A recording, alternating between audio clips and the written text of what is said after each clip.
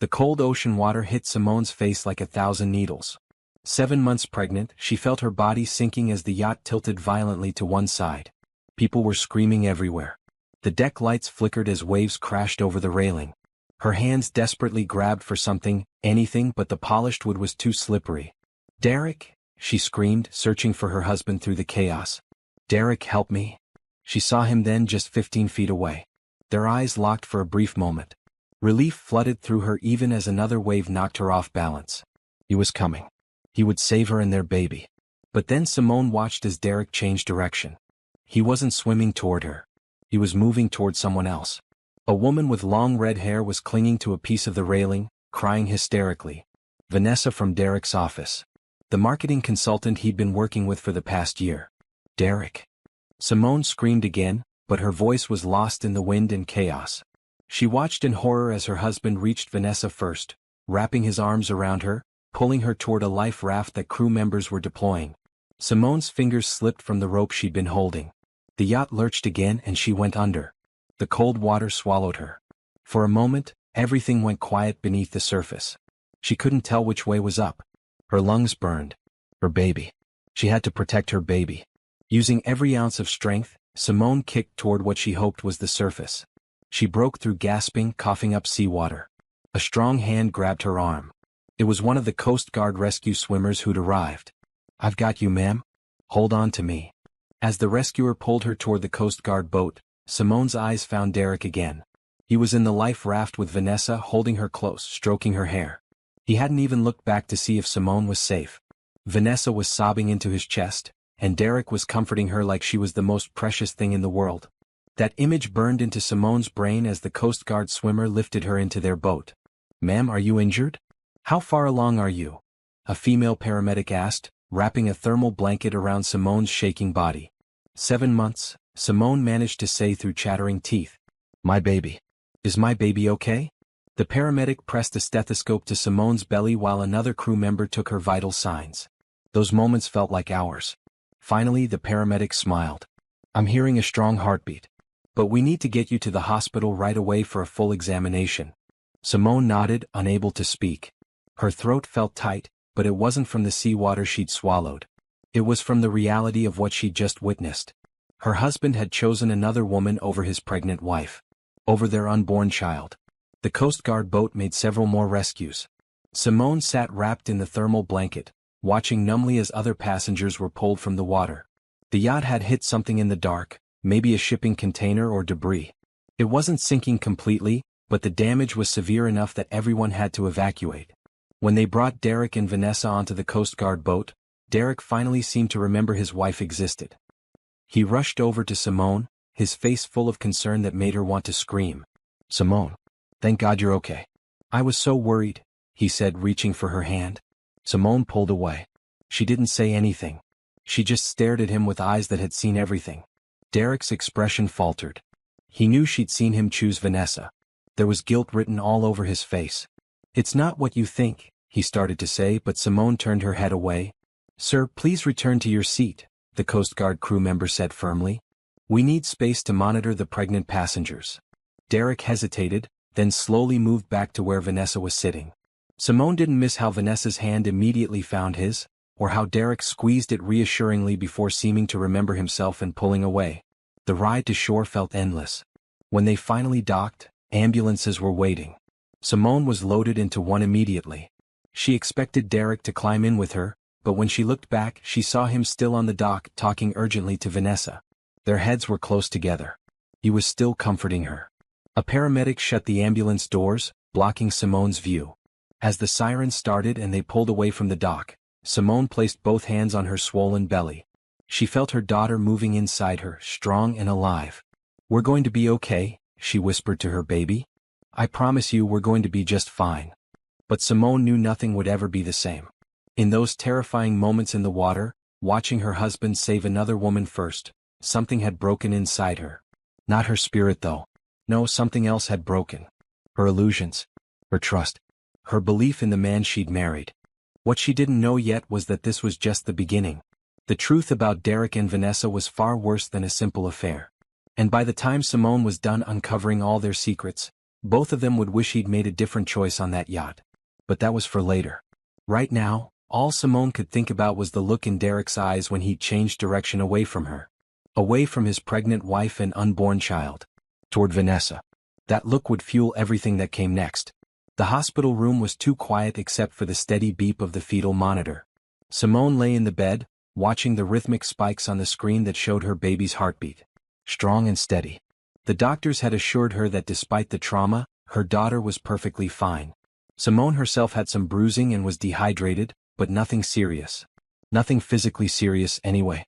The door opened and her younger sister Nicole rushed in, her face pale with worry. Simone. Oh my God, I got here as fast as I could. Are you okay? Is the baby okay? Simone managed a small smile. We're both fine. Doctors say everything looks good. Nicole hugged her carefully, mindful of the 4 lines. I saw the news. The yacht accident was everywhere. They're saying a shipping container broke loose from a cargo ship and was floating in the water. The yacht hit it in the dark. That's what they told us, Simone said quietly. Nicole pulled back, studying her sister's face. What's wrong? I mean, besides the obvious. You look different. Simone opened her mouth to answer, but the door opened again. Derek walked in, his clothes still damp, his hair messy. He looked exhausted and stressed, but he rushed to Simone's bedside. Simone, sweetheart, I've been trying to get in here for the past hour.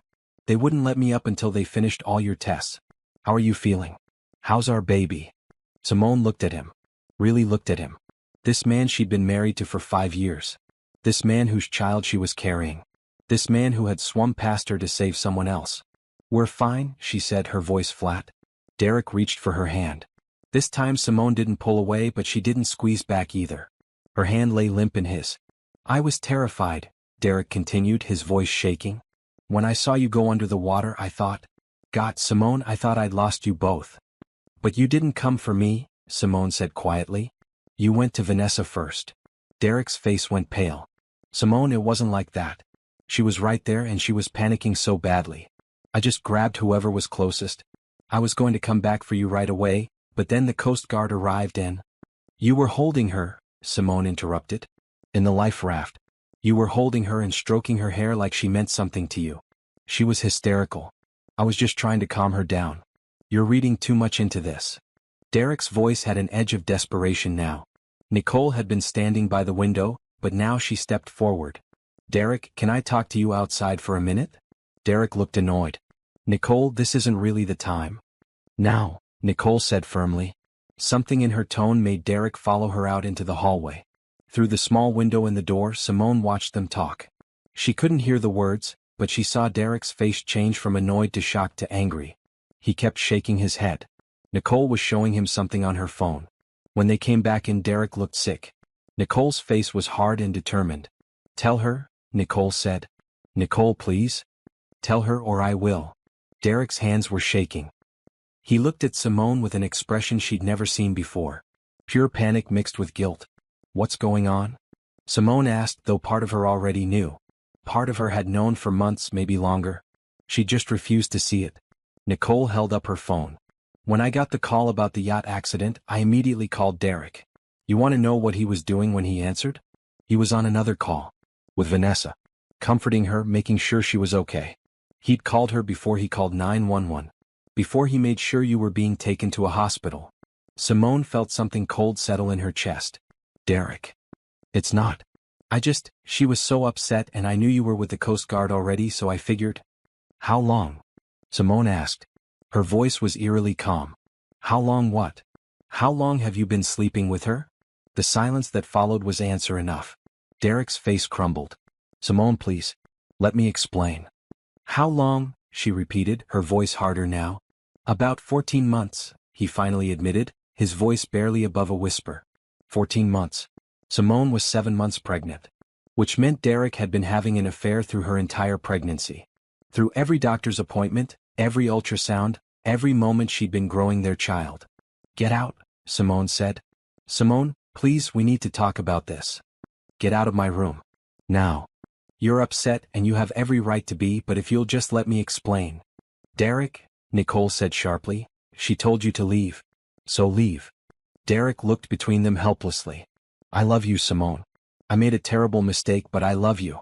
We can work through this. Think about our baby. Something in Simone snapped at those words. Don't you dare use our baby as an excuse. You didn't think about our baby when you were with her. You didn't think about our baby when you saved her instead of us. You didn't think about our baby when you called her before you called for help for your pregnant wife. Tears were streaming down Simone's face now, but her voice remained steady and cold. I want you to leave this hospital. I don't want to see you. I don't want to hear from you. I need you to go. I'm not leaving you here alone. She's not alone, Nicole said. I'm here. And unlike you, I actually care about her well-being. Derek stood there for another moment, looking lost and desperate. Then finally he turned and walked out. As soon as the door closed, Simone felt like she could breathe again. Nicole came to her bedside and held her hand. I'm sorry, Nicole said softly. I'm so sorry you had to find out like this. You knew? Simone asked. I suspected. I've seen the way he looks at his phone. The late nights at the office. But I didn't have proof until tonight when I heard that phone call. Nicole paused. I recorded it. His call to Vanessa. The timestamp shows he called her 2 full minutes before he called 911. Simone closed her eyes. 2 minutes. In an emergency situation, 2 minutes could mean life or death. He'd spent 2 precious minutes comforting his mistress before calling for help for his pregnant wife. Can you send me that recording? Simone asked quietly. Of course. But why? Simone opened her eyes and looked at her sister. Nicole was surprised by what she saw there. Not heartbreak, not devastation. Something much more dangerous. Determination. Because I'm going to make sure he regrets every single choice he made tonight, Simone said. Starting with choosing her over us. 3 days later, Simone was discharged from the hospital. She didn't go home to the luxury apartment she shared with Derek in downtown. Instead, Nicole drove her to Nicole's modest townhouse across the city.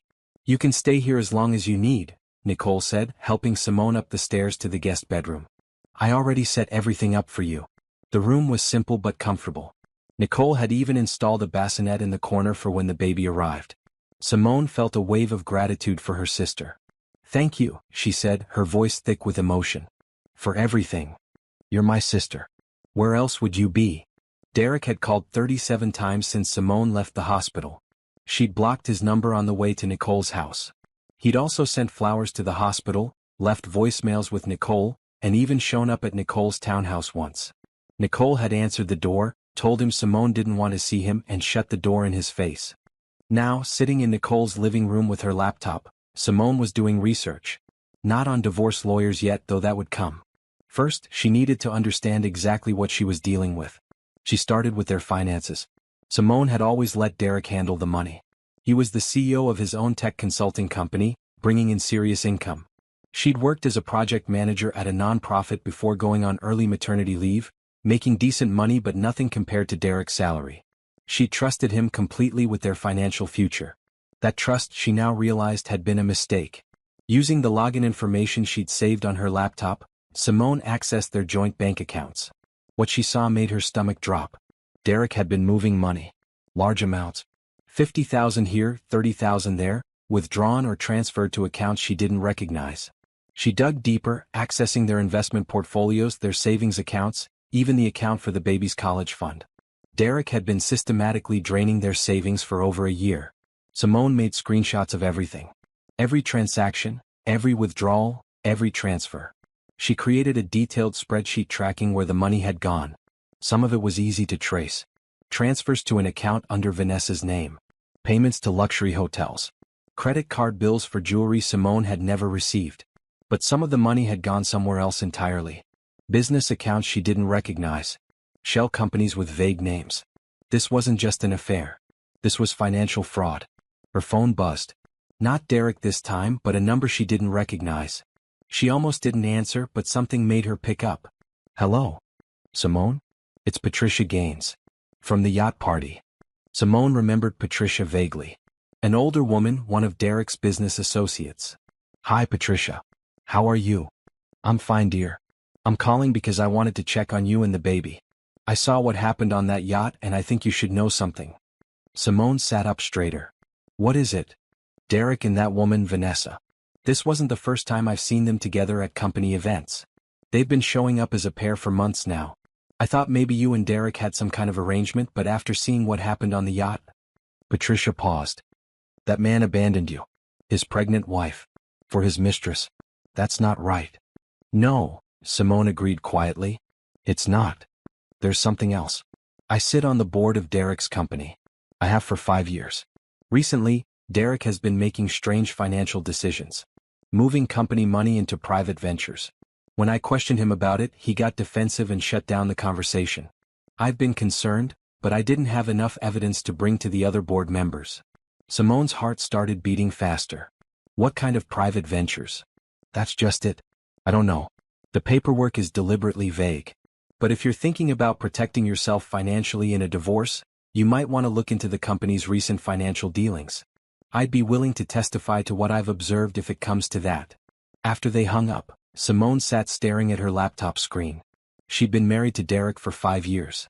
Before that, they dated for 2 years. 7 years of her life with this man, and she was realizing she'd never really known him at all. Her phone buzzed again.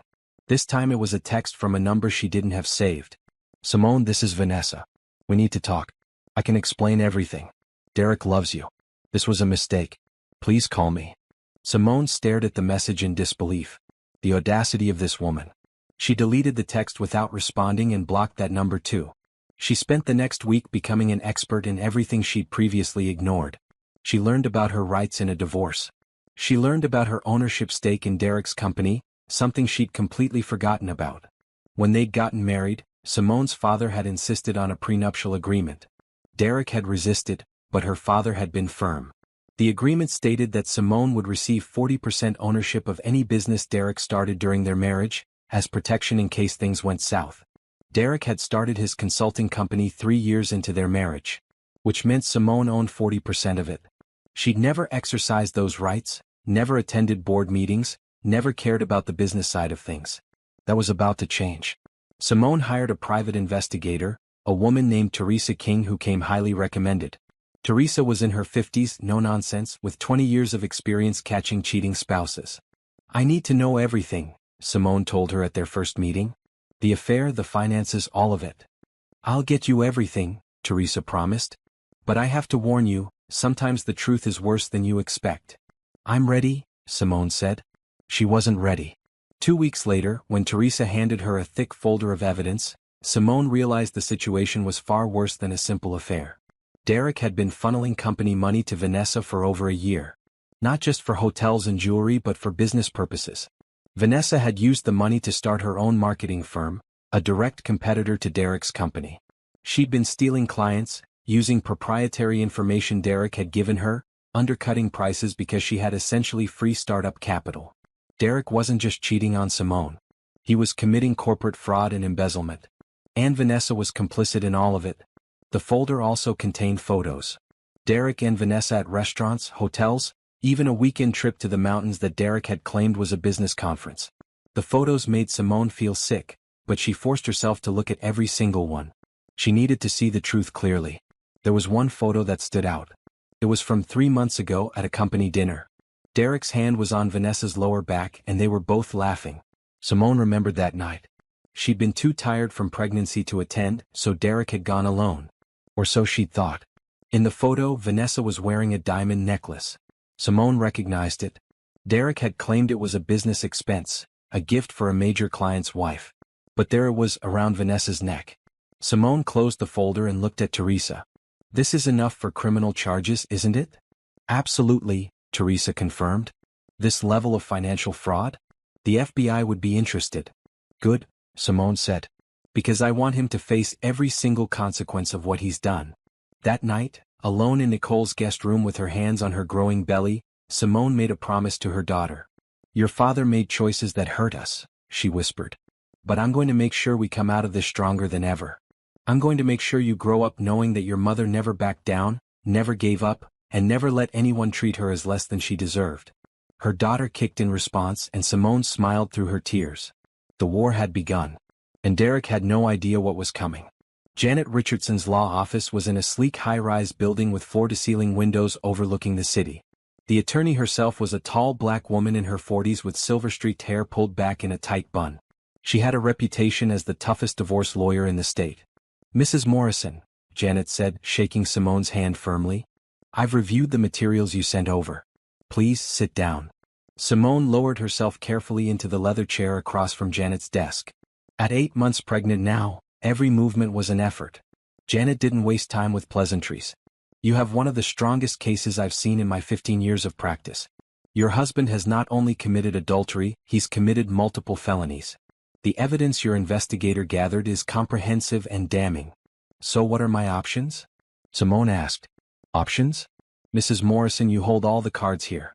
The question isn't what your options are. The question is how hard you want to hit back. Janet laid out the strategy. First, they would file for divorce with full documentation of Derek's infidelity. Second, they would exercise Simone's 40% ownership in Derek's company and call for an emergency board meeting to address the financial irregularities. Third, they would refer the evidence of embezzlement and fraud to federal authorities. He'll lose everything, Janet said bluntly. His marriage, his company, possibly his freedom. Are you prepared for that? Simone thought about the yacht. About watching Derek swim past her and their unborn child to save Vanessa. About the 2 minutes he'd spent comforting his mistress before calling for emergency help. About the 14 months of lies. Yes, she said firmly. I'm prepared. One more thing, Janet continued. Your husband will likely try to negotiate. He'll promise to end the affair, go to therapy, whatever it takes. He'll use the baby as leverage, claim you should stay together for your daughter's sake. Are you prepared for that too? I won't take him back, Simone said. Not for any reason. Good. Because in my experience, men like your husband don't change. They just get better at hiding their behavior. They spent the next 2 hours going over every detail. Janet was thorough and methodical. She explained that because of Simone's pregnancy, they could accelerate certain parts of the process. She also recommended that Simone have minimal direct contact with Derek. He's going to try to manipulate you emotionally, Janet warned. Don't engage. Let me handle all communication. Simone agreed. She'd already blocked Derek's number, his email, even his social media accounts. The only way he could reach her was through Nicole, and Nicole was an expert at shutting him down. 2 days later, Simone went into labor. It was 3 weeks early, but the doctors assured her this was normal, especially given the stress she'd been under. Nicole drove her to the hospital at 2 in the morning. The labor was long and difficult, lasting 18 hours. But at 8:43 in the evening, Simone's daughter was born. 6 pounds, 4 ounces of perfect, healthy baby girl. She's beautiful, Nicole said, tears streaming down her face as she looked at her niece for the first time. Simone held her daughter, counting her tiny fingers and toes, marveling at her dark eyes and the small tuft of black hair on her head. Zara, Simone whispered. Your name is Zara. It meant princess in Arabic, a name Simone had loved for years. Derek had wanted to name their daughter after his mother, but Simone had put her foot down on this one thing. Now she was glad. Zara was her daughter, and Derek had forfeited his right to have any say in her life. Simone waited 3 days before informing Derek about Zara's birth. She had Janet's office send him an official notification along with visiting restrictions. He could visit at the hospital, but only during specific hours and with Nicole present as a supervisor. When Derek showed up, Simone was ready. She'd prepared herself emotionally for this moment. She'd practiced staying calm and detached. He looked terrible. His hair was uncombed, his clothes wrinkled, dark circles under his eyes. He rushed to her bedside, his eyes immediately going to baby Zara sleeping in the bassinet beside her. Oh my God, he breathed. Simone, she's perfect. She's so perfect. Don't touch her, Simone said quietly when Derek reached toward the bassinet. He froze. What? You can look but don't touch her. Not yet. Simone, she's my daughter too. A woman in a professional suit entered the room. It was Janet's paralegal, Sharon. Mr. Morrison? I'm here to serve you some documents. Derek took the envelope Sharon handed him with shaking hands. What is this? Divorce papers, Simone said calmly. And a temporary restraining order preventing you from coming within 500 feet of me or Zara except during court-approved visitation. Derek's face went white. Simone, no. No, please. We can work this out. I'll do anything. I'll end things with Vanessa, I'll go to counseling, anything you want. Just please don't do this. You should have thought about that before you committed fraud and adultery, Simone said. Her voice was steady, almost emotionless. She'd cried all her tears. Now there was only resolve. I made a mistake. A terrible mistake, but people make mistakes. We have a daughter together. You can't just throw away our marriage. You threw away our marriage the first time you slept with her. You threw it away every day for 14 months when you lied to me. You threw it away when you saved her instead of me and our baby. Simone's voice was still calm, which somehow made her words hit harder. I'm not throwing anything away, Derek. I'm just refusing to hold on to garbage. Please, Derek begged, tears streaming down his face now. Please, Simone. I love you. I love our daughter. Give me a chance to make this right. Sharon stepped forward. Mr. Morrison, there are more documents in that envelope that you need to read. Time-sensitive materials. Derek opened the envelope fully and pulled out the other papers. Simone watched his face as he read. Shock, then confusion, then pure panic. What is this? He whispered. An emergency board meeting?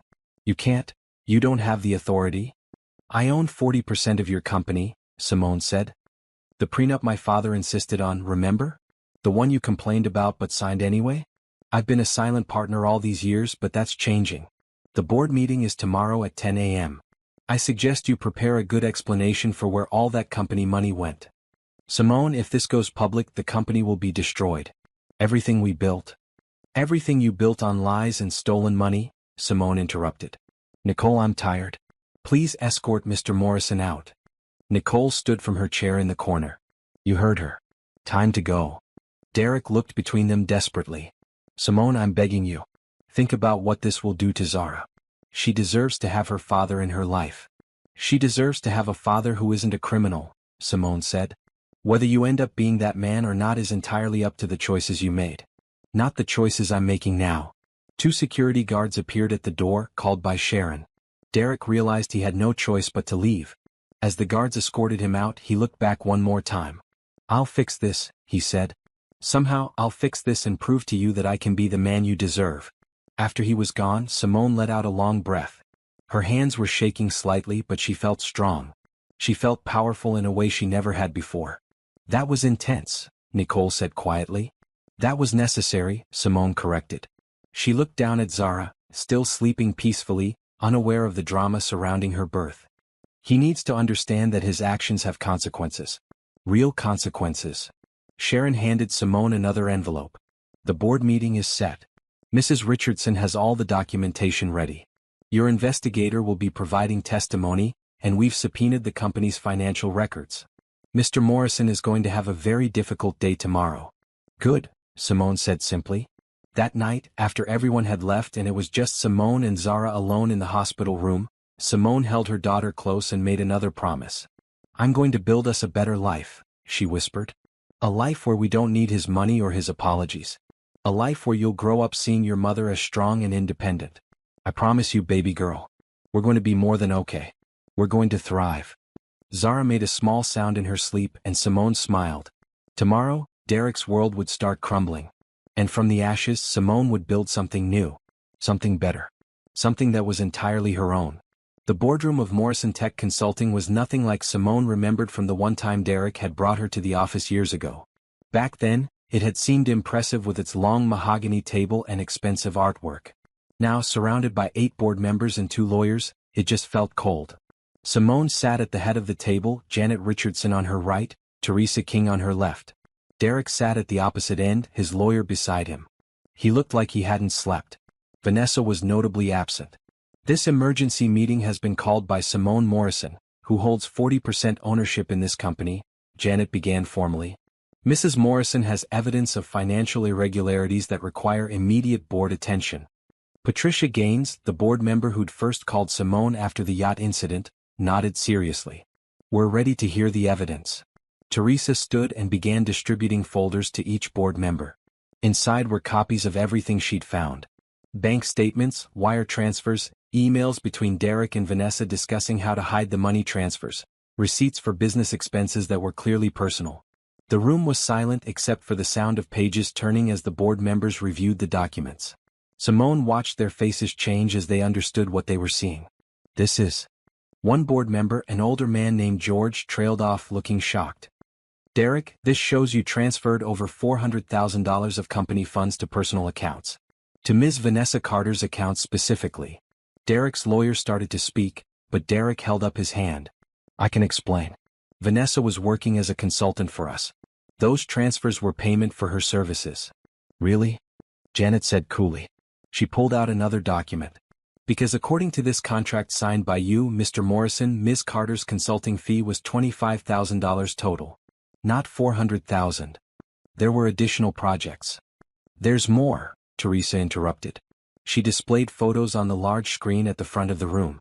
Images of Derek and Vanessa at hotels, restaurants, on weekend trips. These photos are time-stamped.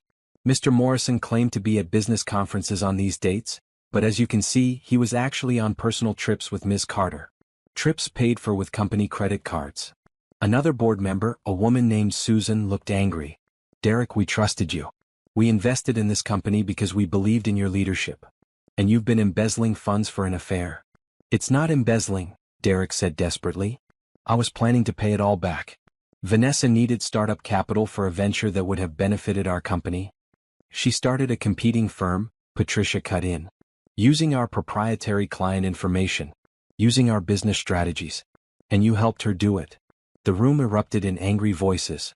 Derek's lawyer tried to calm things down, but the board members were beyond listening to excuses. Finally, George stood up. I've heard enough. I motion for an immediate vote to remove Derek Morrison as CEO pending a full criminal investigation into these financial irregularities. Seconded, Patricia said immediately. All in favor? George asked. Every hand went up except Derek's. The motion passes unanimously, George declared. Derek, effective immediately, you are no longer CEO of Morrison Tech Consulting. You're also suspended from the board pending investigation. Please surrender your company laptop, phone, and key card. Derek looked like he'd been punched. You can't do this. I built this company from nothing. You built it with investor money, Susan said coldly. Money that you then stole. Security will escort you out. As if on cue, 2 security guards entered the boardroom. Derek stood slowly, looking around at the faces of people who'd once respected him. His eyes landed on Simone. This is what you wanted? He asked, his voice breaking. To destroy me? No, Simone said quietly. This is what you did to yourself. I'm just making sure everyone else knows the truth. After Derek was escorted out, the board members turned their attention to the future of the company. We need an interim CEO, George said. Someone who can stabilize things while we sort out this mess. I'd like to nominate Patricia, Susan said. She's been warning us about irregularities for months. She has the experience and the trust of our clients. Patricia was voted in as interim CEO within minutes. Then they turned to Simone. Mrs. Morrison, George said, given your 40% ownership, you have significant say in the direction of this company. What do you want? Simone had thought carefully about this moment. I want the company to survive and thrive. But I don't want to run it. I think Patricia is an excellent choice for CEO. What I'd like is for the company to buy out my shares at fair market value. I'll use that money to start my own venture. The board members looked relieved. They'd probably worried Simone would want to take over out of spite. That's very reasonable, Patricia said.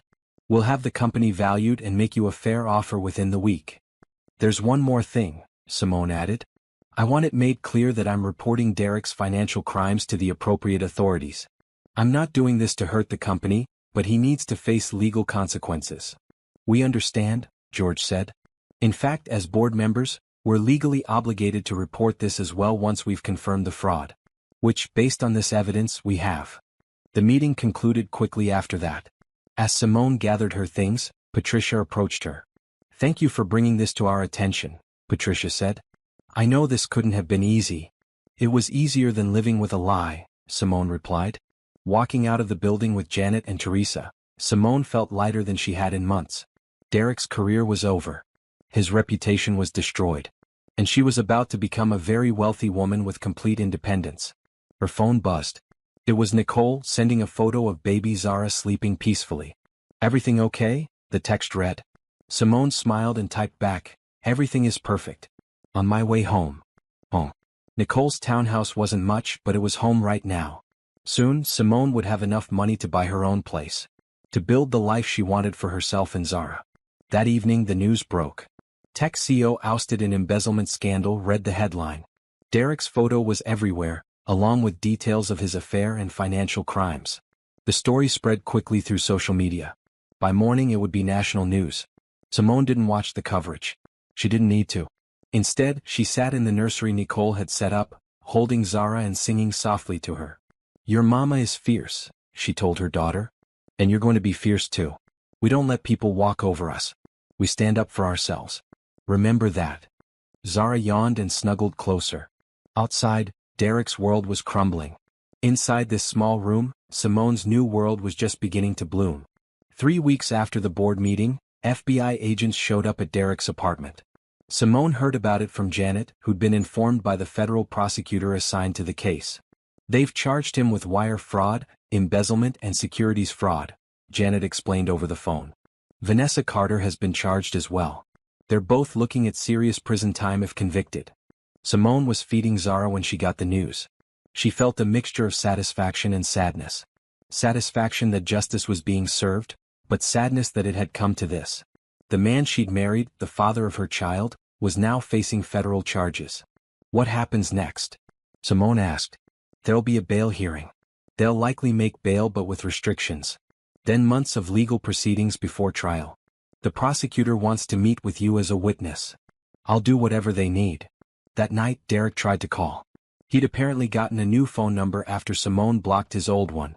She didn't answer, but he left a voicemail. "Simone, please. I know I messed up, but this has gone too far. The FBI? Criminal charges? I could go to prison for years. Our daughter will grow up without a father. Is that what you want?"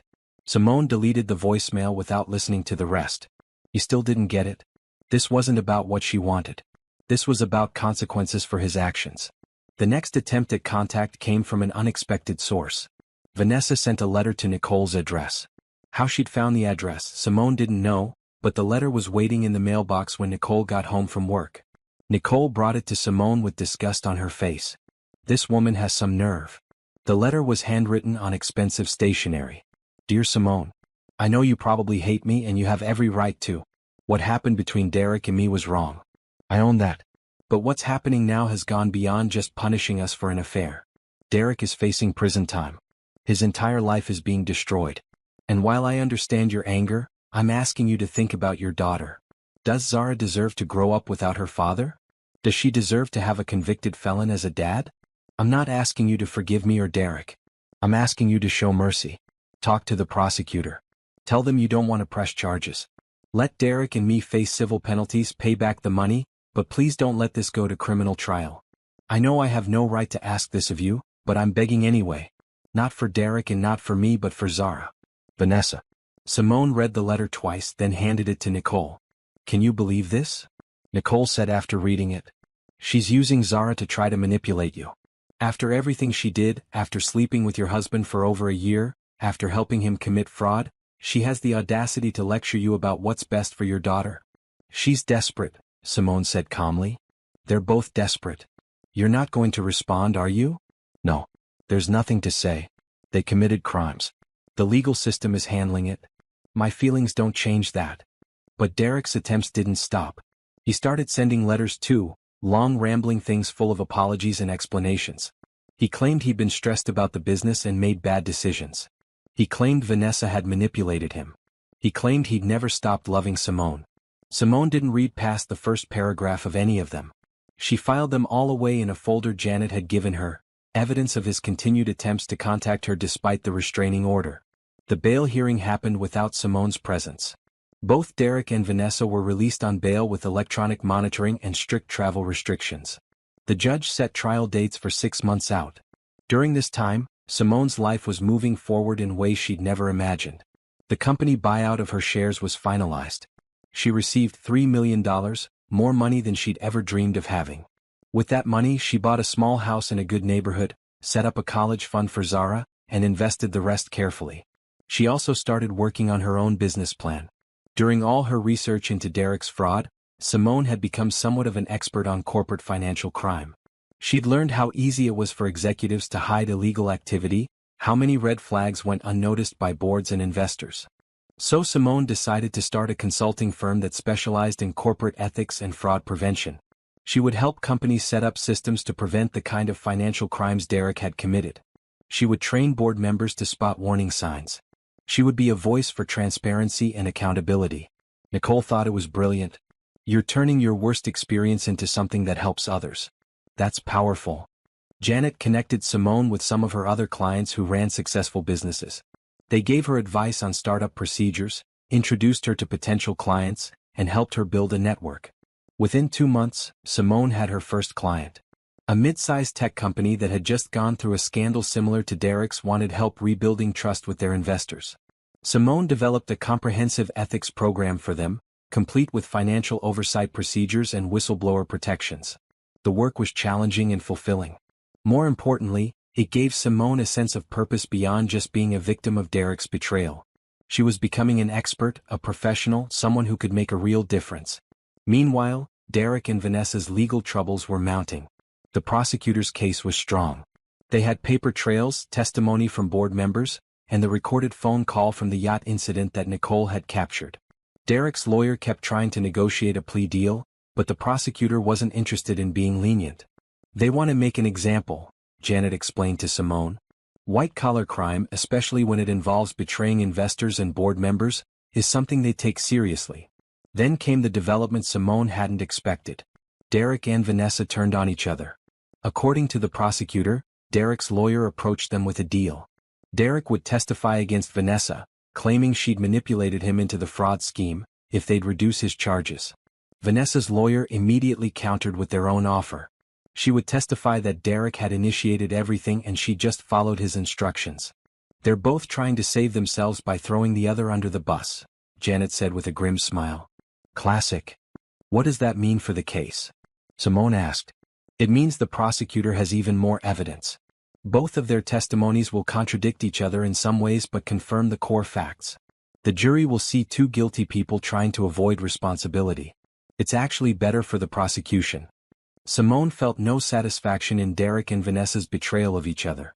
If anything, it just confirmed what she'd already known. Neither of them had any real integrity. They'd been willing to betray Simone, willing to betray the company, and now they were willing to betray each other. When is the trial? Simone asked. 3 months from now.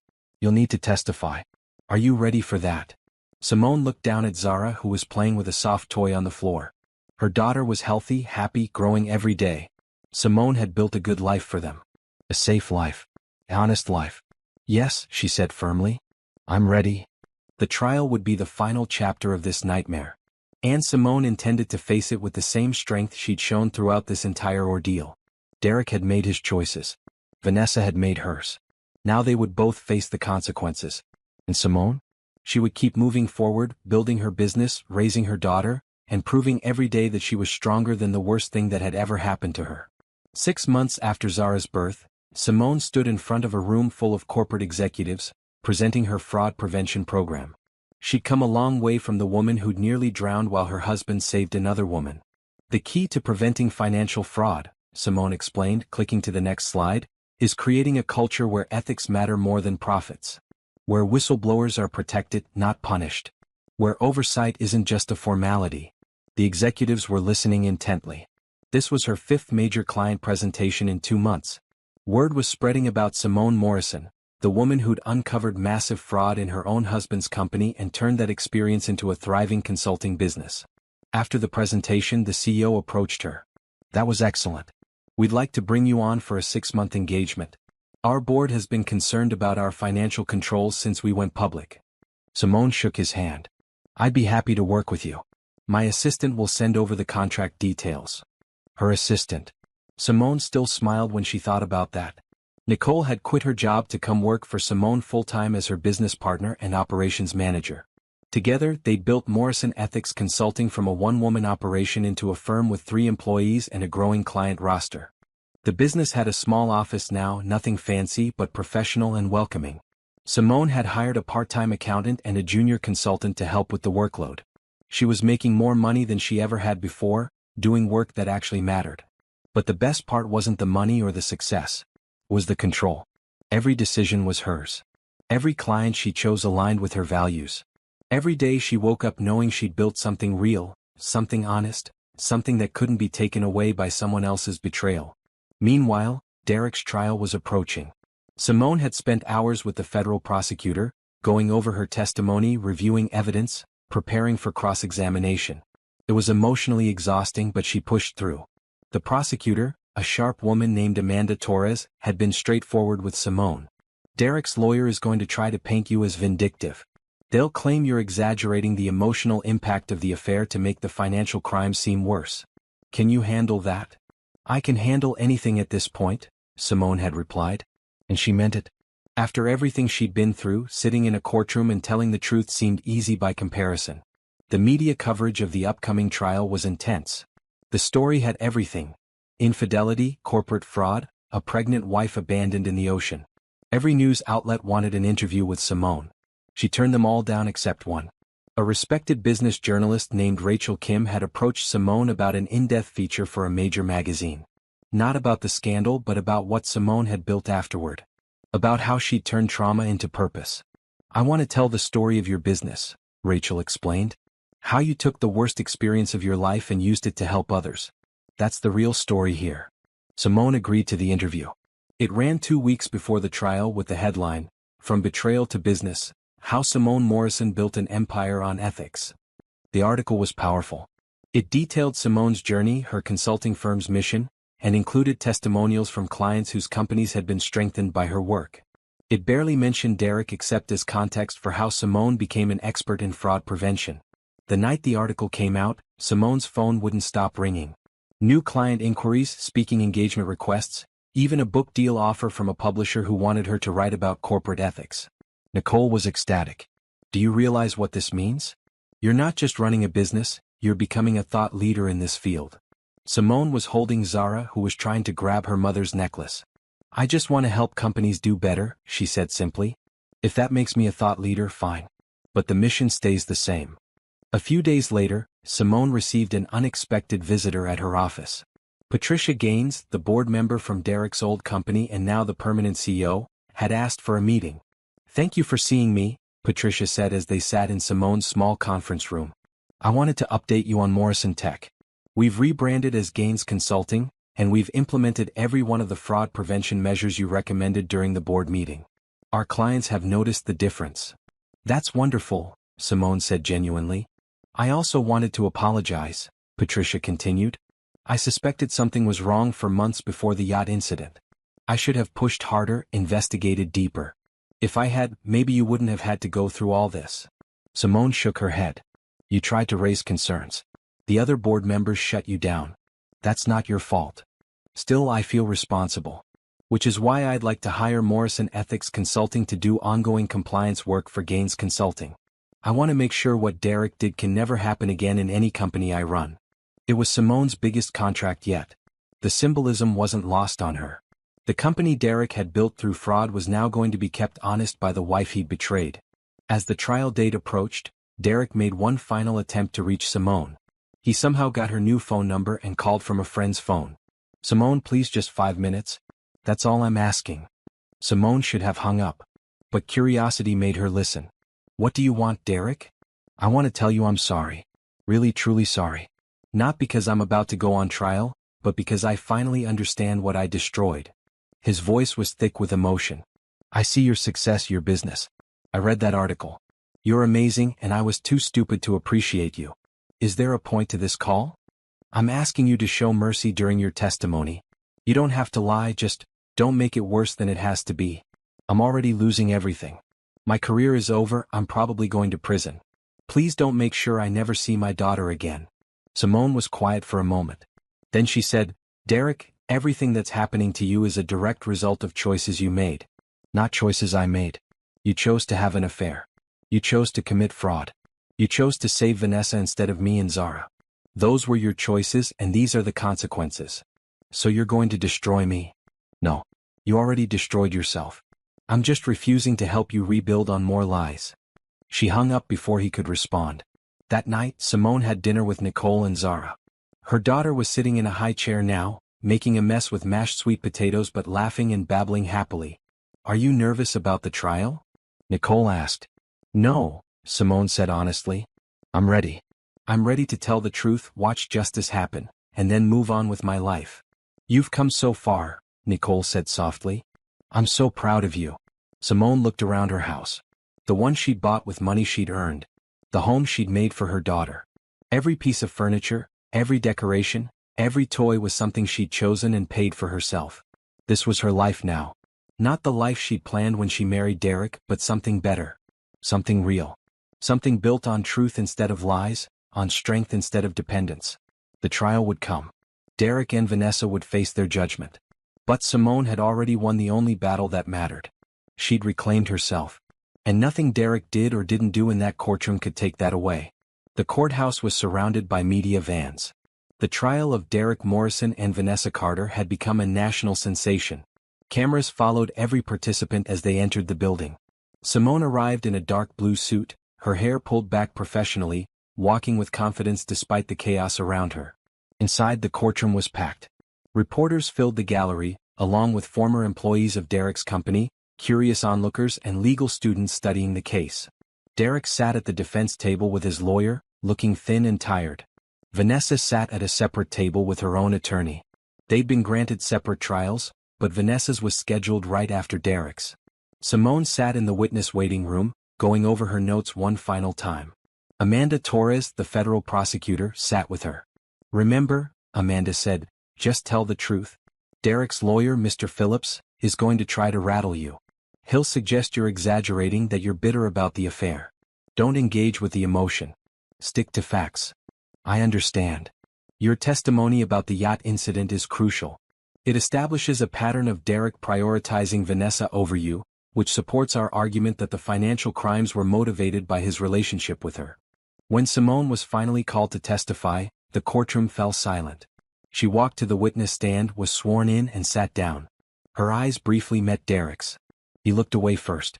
Amanda began with straightforward questions. Simone stated her name, her relationship to Derek, the timeline of their marriage. "Mrs. Morrison, can you describe the events of the evening of the yacht party?" Simone took a breath and began. She described the party, the yacht hitting debris, the chaos as it started taking on water. Then she described the moment that had changed everything. "I was in the water holding onto a rope. I was 7 months pregnant. I called out to Derek for help. He was approximately 15 feet away from me. He looked directly at me. What happened next?" "He turned and swam in the opposite direction, toward Vanessa Carter, who was also in the water. He reached her first, helped her into a life raft and stayed with her. I continued struggling in the water until a Coast Guard rescue swimmer pulled me out." The courtroom erupted in whispers. The judge called for order. "Did your husband check on you after you were rescued?" Amanda asked. "Not immediately. He was in the life raft with Miss Carter, holding her. My sister later informed me that before calling 911, Derek called Miss Carter to make sure she was okay. This call occurred 2 minutes before he called for emergency services for me." Amanda introduced the recording of Derek's call to Vanessa as evidence. The jury listened to Derek's panicked voice saying, "Vanessa, are you okay? Thank God. Listen, stay calm. I'm coming for you." Then they heard the timestamp and the 911 call that came 2 minutes later. "At this time, did you know your husband was having an affair with Miss Carter?" Amanda asked. "No. I discovered the affair later at the hospital when my sister revealed evidence she'd gathered." Amanda walked Simone through the discovery of the financial fraud, the evidence she'd compiled, the board meeting. Every answer was clear, factual, unemotional. Then it was Mr. Phillips' turn for cross-examination. Derek's lawyer stood up, his expression sympathetic but firm. "Mrs. Morrison, I'm sorry for what you've been through. Truly. But I need to ask you some difficult questions." "I understand. You're testifying that my client saved Miss Carter first during a chaotic, traumatic emergency. Isn't it possible that in the confusion Mr. Morrison simply grabbed whoever was closest? That there was no deliberate choice involved?" "No," Simone said calmly. "He looked directly at me. Our eyes met. Then he deliberately swam in the opposite direction." "But you admit the situation was chaotic?" "Chaotic, yes. But I saw what I saw. The Coast Guard report confirms the distances and positions of everyone involved. Derek was closer to me than to Vanessa." Mr. Phillips tried a different angle. "You discovered your husband's affair and immediately hired investigators, lawyers, and began building a case against him. Isn't it true that you were motivated by revenge rather than justice?" "No. You weren't angry?" "I was devastated. But my motivation wasn't revenge. It was protecting myself and my daughter, and ensuring that Derek faced appropriate consequences for his actions. Consequences that include destroying his career and sending him to prison?" Amanda stood. "Objection. The witness didn't destroy the defendant's career. His own criminal actions did that." "Sustained," the judge said. Mr. Phillips continued. "Mrs. Morrison, You profited significantly from this situation, didn't you? You sold your shares in your husband's company for $3 million. You started a consulting business that has received significant media attention. Some might say you've built a career on your husband's downfall. Simone met his eyes steadily. I built a career on expertise I gained while investigating fraud. The fact that the fraud was committed by my husband is unfortunate, but it doesn't change the validity of the work I do now. And yes, I sold shares that were legally mine according to our prenuptial agreement. That's not profit from his downfall. That's claiming what was always rightfully mine. No further questions. Amanda had a few redirect questions, then Simone was excused. As she left the witness stand, she felt Derek's eyes on her but didn't look back. Over the next 2 weeks, the prosecution presented a mountain of evidence. Bank records, emails, testimony from board members, forensic accountants explaining how Derek had hidden the transfers. The case was overwhelming. Derek's defense tried to argue that the money was always intended as loans to Vanessa for legitimate business purposes, that he'd planned to pay it back, that there was no criminal intent. But the evidence showed otherwise. Emails between Derek and Vanessa discussing how to hide the transfers, how to create fake invoices to justify the payments, how to structure Vanessa's new company to avoid detection. When it was Derek's turn to testify, he tried to express remorse.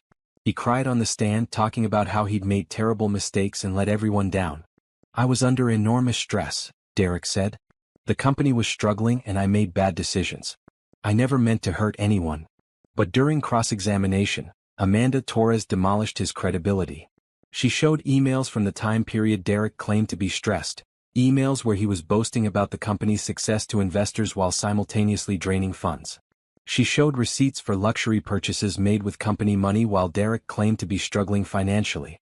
Mr. Morrison, you claim you were stressed and made mistakes. But these emails show you were deliberate and calculating. You created fake consultant contracts. You forged invoices. You lied to your board, your investors, and your wife. Those aren't mistakes. Those are crimes. Derek had no good answer. The jury deliberated for only 6 hours. They returned with guilty verdicts on all counts: wire fraud, embezzlement, securities fraud. Simone wasn't in the courtroom when the verdict was read. She was at her office in a meeting with a new client. Nicole texted her, "Guilty on all counts." Simone excused herself briefly, read the message, and felt a wave of relief wash over her. It was done. Justice had been served. When she returned to the conference room, she was able to focus fully on her client presentation. Because that's what her life was about now. Not Derek, not the trial, but the work she was building. The future she was creating. Sentencing would come later. Vanessa's trial would proceed. But for Simone, the important part was over. She'd told the truth and the truth had prevailed. That evening, she held Zara close and sang her favorite lullaby. Her daughter was getting big now, almost a year old, starting to walk and say simple words. "Mama," Zara said, patting Simone's face with her small hand. "That's right, baby. Mama's here. Mama's always going to be here." Outside, news vans were probably still at the courthouse. Derek was probably meeting with his lawyer to discuss appeals. Vanessa was probably preparing for her own trial. But in this small house, in this quiet moment, none of that mattered. What mattered was Simone and Zara, the life they were building together, and the strength they'd found in each other. Justice had been served. And now, Simone could truly move forward. 2 years after Derek's conviction, Simone stood on stage at a major business conference, addressing an audience of over 2,000 executives, board members, and investors. "Corporate fraud doesn't happen in a vacuum," she said, her voice confident and clear. "It happens when we prioritize short-term gains over long-term integrity. When we reward results without questioning methods. When we ignore red flags because acknowledging them would be inconvenient." The audience was rapt. Simone had become one of the most sought-after speakers in corporate America. Her consulting firm, Morrison Ethics Consulting, now employed 15 people and had clients across multiple industries. She'd published a book titled The Cost of Compromise, Building Ethical Businesses in a Profit-Driven World, that had become required reading in business schools nationwide. After the speech, dozens of people lined up to talk to her. CEOs wanting to hire her firm. Students asking for career advice. Journalists requesting interviews. Simone handled each interaction with grace and professionalism. Her assistant, a smart recent college graduate named Brianna, helped manage the crowd. "You have another speaking engagement in Boston next week, then the board meeting for the Ethics Commission on Wednesday. Simone had been appointed to a National Corporate Ethics Commission by the government, advising on regulations and best practices. It was a prestigious position that came with significant influence. She was helping shape policies that would affect companies nationwide. Nicole, now the COO of Morrison Ethics Consulting, managed the day-to-day operations of their firm. They'd moved into a larger office space, a beautiful suite on the 15th floor of a downtown building. The walls displayed awards the company had won, articles featuring their work and photos of their team. But Simone's favorite space in the office was a small corner with photos of Zara. Her daughter was now a happy, energetic 3-year-old attending an excellent preschool. Zara had Simone's smile and fierce independence. Derek had been sentenced to 8 years in federal prison. Vanessa got 6 years after her own trial. Both had been released early for good behavior, Derek after serving 4 years, Vanessa after 3. During his time in prison, Derek had written Simone countless letters. She'd saved them all but never read most of them. When Derek was released, he tried to contact her again. But Simone had been firm. Through her lawyer, she'd arranged for supervised visitation with Zara. Derek could see his daughter twice a month at a supervised facility. He paid child support, not much given he was working as a clerk at a hardware store, but he paid what he could. Simone had never spoken to him directly since the trial. She communicated only through lawyers and the visitation supervisor. She didn't hate Derek anymore. She felt nothing toward him. He was simply Zara's biological father, nothing more. Vanessa had disappeared after her release. Rumor had it she'd moved to another state, changed her name, and was trying to rebuild her life far from the scandal. Simone had no interest in tracking her down or knowing what became of her. One afternoon, Simone was reviewing quarterly reports when Brianna knocked on her office door. "There's someone here to see you. He doesn't have an appointment, but he says it's important.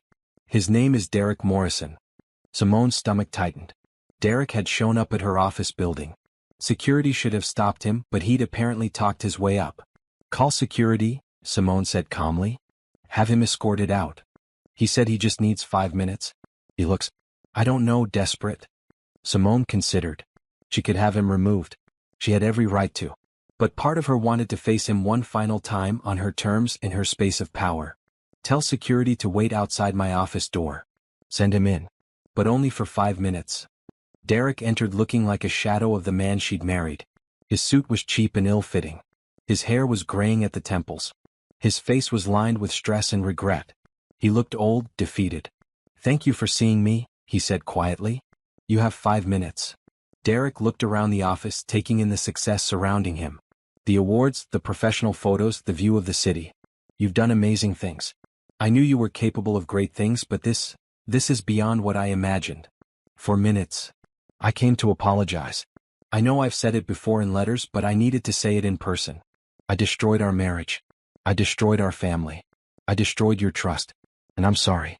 Genuinely, deeply sorry." Simone looked at him impassively. "Is that all? I also wanted to thank you for letting me see Zara. I know you didn't have to do that. You could have cut me out of her life completely. But you've been fair about visitation and I'm grateful. Zara deserves to know her father, even if her father made terrible choices. I'm not doing it for you. I'm doing it for her.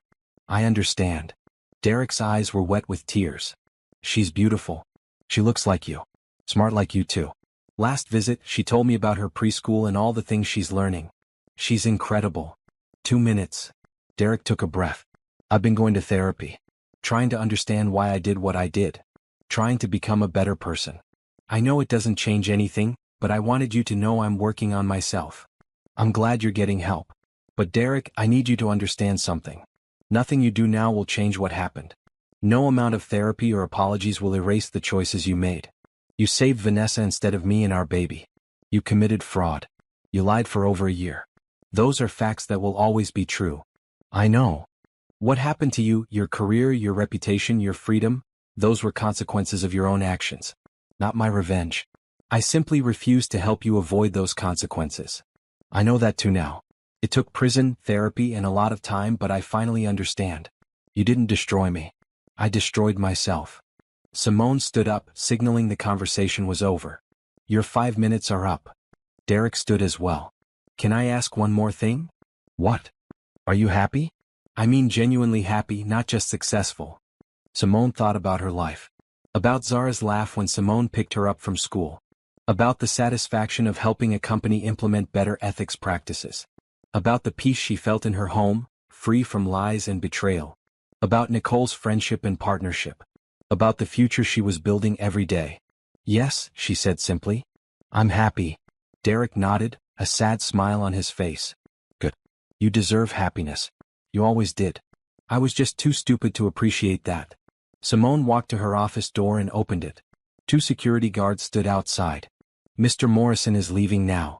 Please escort him out and note that he's not permitted in this building again without an appointment. As Derek left, he looked back one more time. For what it's worth, I'm proud of you. Of everything you've built. Simone didn't respond. She just closed the door. That evening, after Zara was asleep, Simone sat on her back porch with a glass of wine, looking at the stars. Her phone buzzed with messages, client inquiries, speaking requests, a message from Nicole about their expansion plans into international markets. This was her life now. Busy, productive, meaningful. She'd built an empire on ethics and integrity, the very things Derek had lacked. She'd turned her worst betrayal into her greatest strength. And the best part? She'd done it all without needing Derek's apology, Vanessa's downfall, or anyone's validation. She'd done it for herself and for Zara. The woman who'd nearly drowned while her husband saved another woman was gone. In her place was someone stronger, wiser, and infinitely more powerful. Simone Morrison, CEO, author, ethics expert, mother. A woman who'd proven that the best revenge wasn't destruction. It was building something beautiful that the person who hurt you could never touch. 5 years after the yacht incident, Simone was featured on the cover of a major business magazine with the headline, Ethical Empire, How Simone Morrison Changed Corporate America. Morrison Ethics Consulting now had offices in 5 cities and employed 50 people. Simone had published her second book, this one focusing on rebuilding trust in corporations after scandal. She was regularly consulted by Congress on corporate governance reforms. Her TED Talk on ethical leadership had been viewed over 10 million times. But more importantly than any professional achievement, Simone had created a life filled with genuine happiness. Zara was now 5 years old, bright and curious, attending an excellent elementary school. She loved science, art, and asking endless questions about how things worked. She saw her father twice a month at supervised visits, and Derek was trying his best to be a present parent within those constraints. Simone had started dating again, though she was cautious and selective. She'd been seeing a kind, honest man named Jordan for 6 months. He was a teacher who'd never been married, who treated Zara with genuine affection, and who understood that Simone's independence wasn't negotiable. They were taking things slow, building something based on trust and mutual respect. Nicole had gotten married last year to a wonderful woman named Tasha, and they were talking about starting a family. The wedding had been beautiful, and Simone had given a toast about how Nicole had saved her life by being there when everything fell apart. On a sunny Saturday morning, Simone was at the park with Zara when her phone rang. It was her attorney, though Janet Richardson had become more friend than lawyer over the years. Just wanted to give you a heads up, Janet said. Derek filed a motion requesting increased visitation. He's completed his probation, completed therapy, and has stable employment now. He's asking for unsupervised visits. Simone watched Zara playing on the swings, her daughter's laughter floating across the playground. What do you think? Legally, he's got a decent case. He's met all the requirements, paid his child support consistently, and the visitation supervisor reports that his interactions with Zara have been appropriate and loving. Schedule a meeting with the family court mediator, Simone said. I'm not opposed to it if it's in Zara's best interest. But I want clear boundaries and a gradual transition. You're being very reasonable about this. I'm being a good mother. Zara loves her dad despite everything.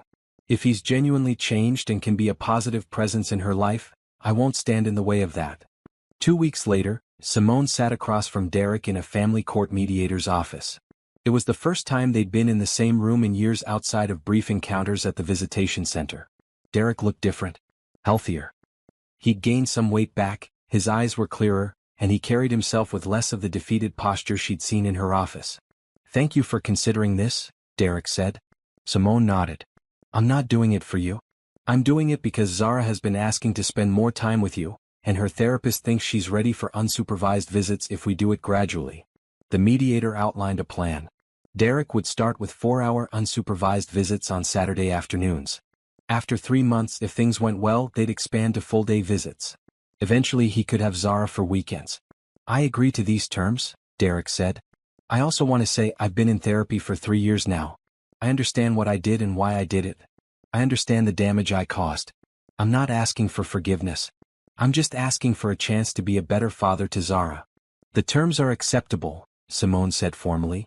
But Derek, understand this. Zara's well-being is my only priority.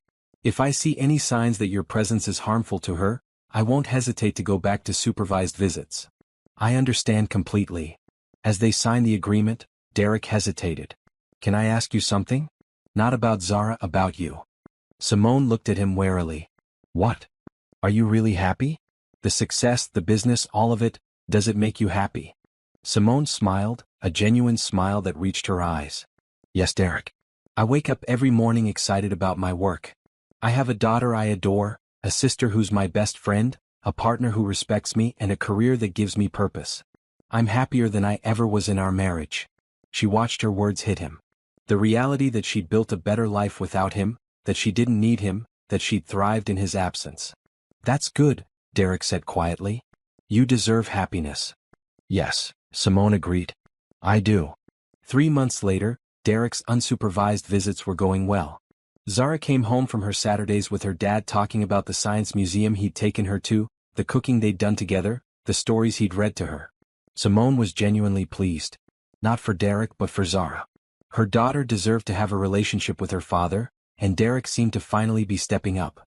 One evening after putting Zara to bed, Simone sat in her home office reviewing the next quarter's business plans. Morrison Ethics Consulting was expanding internationally.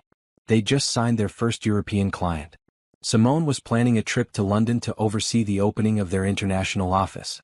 Her phone buzzed. It was a news alert. Vanessa Carter arrested for securities fraud in alleged new scheme. Simone read the article briefly. Vanessa had apparently tried to restart her career under a new name and had fallen back into old patterns. She was facing charges again. Simone felt nothing. No satisfaction, no sympathy, just indifference. Vanessa's choices were her own, and Simone had no space in her life to care about them. She closed the article and returned to her business plans. That's when she saw the email that would change everything again, but this time in a positive way. It was from the White House. The president was assembling a task force on corporate accountability and wanted Simone to serve on it. It was a tremendous honor and an opportunity to influence policy at the highest level. Simone called Nicole immediately. You're not going to believe this. After they'd discussed the opportunity and celebrated, Nicole said, remember when you were in the hospital, right after Zara was born? You told me you were going to make Derek regret every choice he'd made. I remember. This is better than revenge. You didn't destroy him. You just became so successful that he became irrelevant. Simone laughed. I didn't set out to become successful to spite Derek. I did it for me and Zara. I know. That's why it worked. That weekend, Simone took Zara to the beach. They built sandcastles, collected shells, and watched the sunset over the ocean. The same ocean that had nearly swallowed Simone 5 years ago. Mama, what are you thinking about? Zara asked, her small hand in Simone's. I'm thinking about how strong we are, Simone said. You and me. We're a team, right? Right? Zara agreed enthusiastically. As they walked back to the car, Simone thought about the woman she'd been 5 years ago. Pregnant, terrified, watching her husband choose someone else. That woman had been broken by betrayal. But she hadn't stayed broken. She'd rebuilt herself into someone stronger, smarter, more capable than she'd ever imagined possible. She'd created a business that helped thousands of companies. She'd raised an incredible daughter. She'd found happiness that wasn't dependent on anyone else. Derek was part of Zara's life now, but he was barely a footnote in Simone's. His presence or absence didn't affect her joy, her success, or her peace. That night, tucking Zara into bed, Simone felt overwhelming gratitude. Not for what had happened to her, but for who she'd become because of it. Mama loves you so much, she whispered, kissing Zara's forehead. Love you too, Mama. You're the best mama in the whole world. Simone turned out the light and stood in the doorway for a moment, watching her daughter sleep. This beautiful child was her greatest achievement, but not her only one. Tomorrow she'd respond to the White House about the task force. She'd prepare for her London trip. She'd continue building her empire of ethics and integrity. But tonight she'd just be grateful. Grateful for the strength she'd found in her darkest moment. Grateful for the life she'd built from the ashes of her marriage. Grateful for every decision she'd made to choose herself and her daughter over bitterness and revenge. Derek had made his choice on that yacht 5 years ago. And that choice had set Simone free to become the woman she was always meant to be. The woman who saved herself. The woman who built an empire. The woman who proved that the best revenge is living well. And Simone Morrison was living very well indeed.